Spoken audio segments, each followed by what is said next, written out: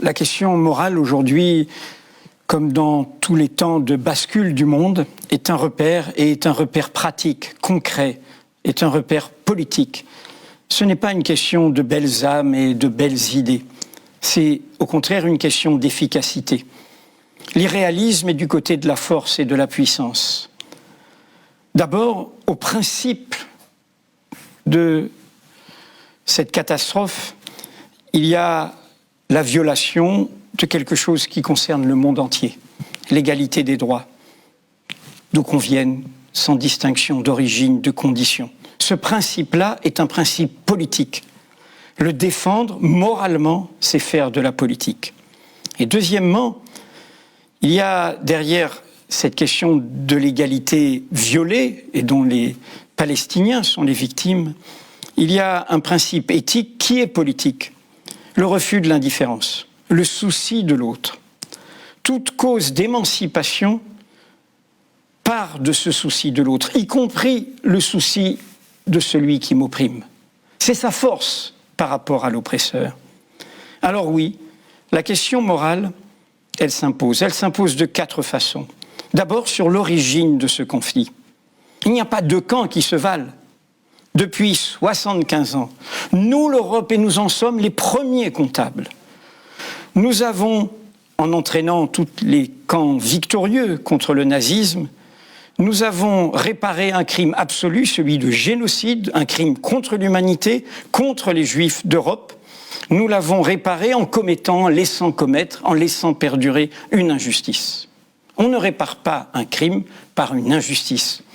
Il y a eu une légitimité, et qui est celle de l'État d'Israël aujourd'hui, que les Juifs aient un lieu d'où qu'ils viennent pour se retrouver, pour ne pas être victimes de persécutions.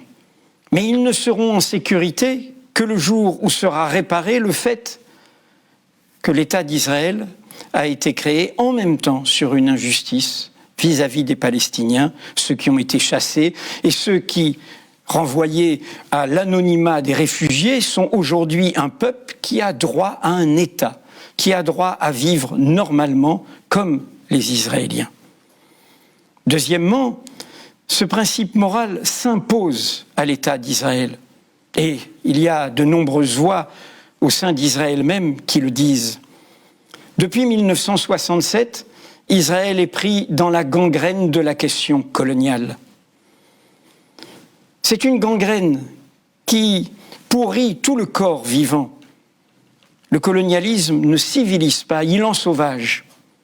Les Israéliens le savent, qui voyaient et se dressaient dans des manifestations contre l'avènement d'un pouvoir d'extrême droite, d'un pouvoir qui comporte des forces fascistes, racistes. L'origine ne protège de rien. Il y a des suprémacistes juifs, comme il y a des suprémacistes blancs, comme il y a des suprémacistes chrétiens, qui aujourd'hui, en Israël, veulent chasser tous les Arabes, y compris les 20% d'Arabes israéliens.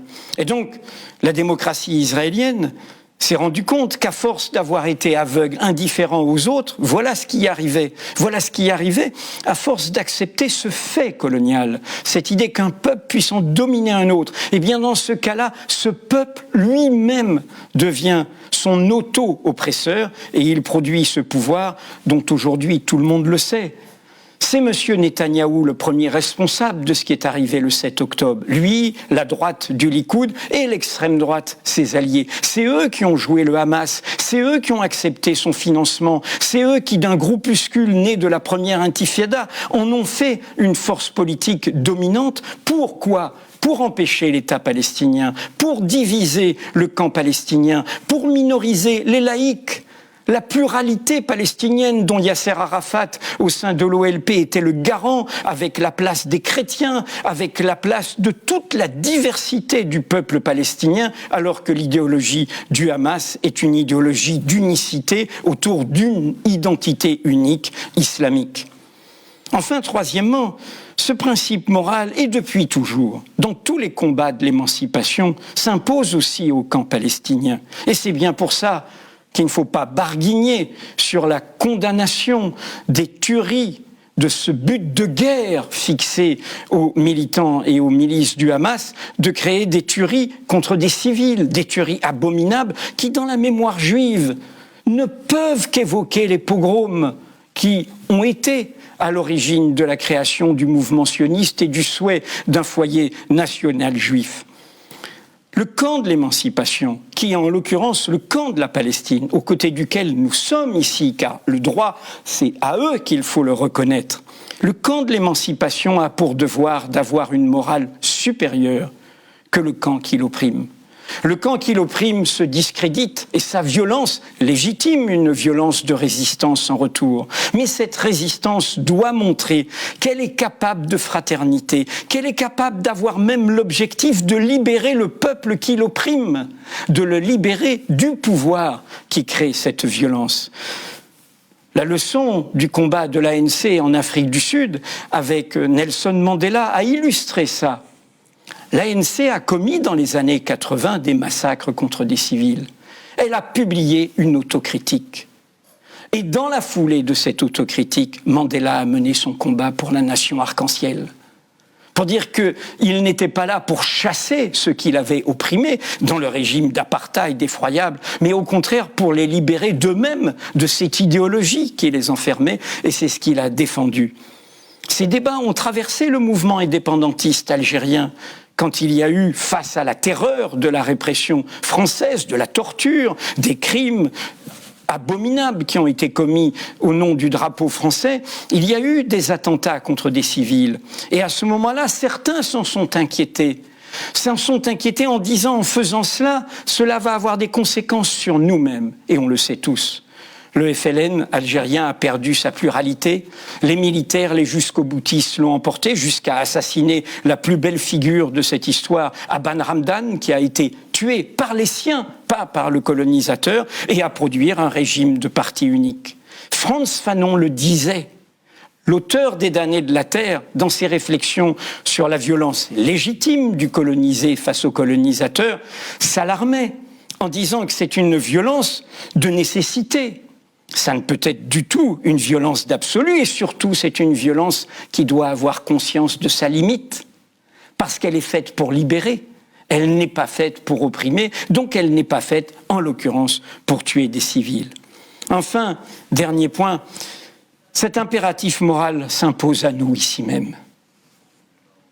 Et là, je serais grave, j'ai un très bon ami en Israël, Michel Warschawski, Mikado, qui est un juste de l'État d'Israël, et qui dit combien, lui qui vient de France, combien la France pour lui aujourd'hui est indigne.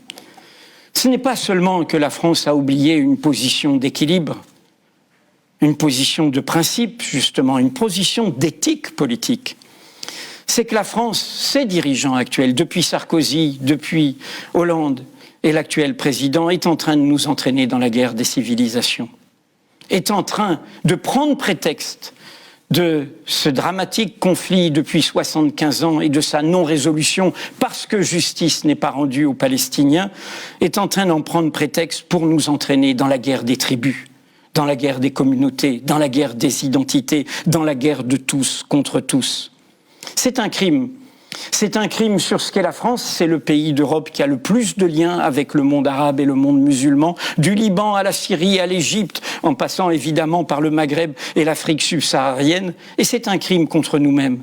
Je l'ai dit, ça m'est reproché par l'extrême droite française. Nous sommes le premier pays musulman d'Europe, musulman d'origine, de culture, de croyance, peu importe. Nous sommes au cœur de l'histoire de la diversité du monde.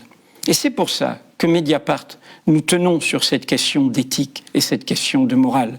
Dans le moment actuel, il ne faut pas tomber dans le piège qui nous est tendu.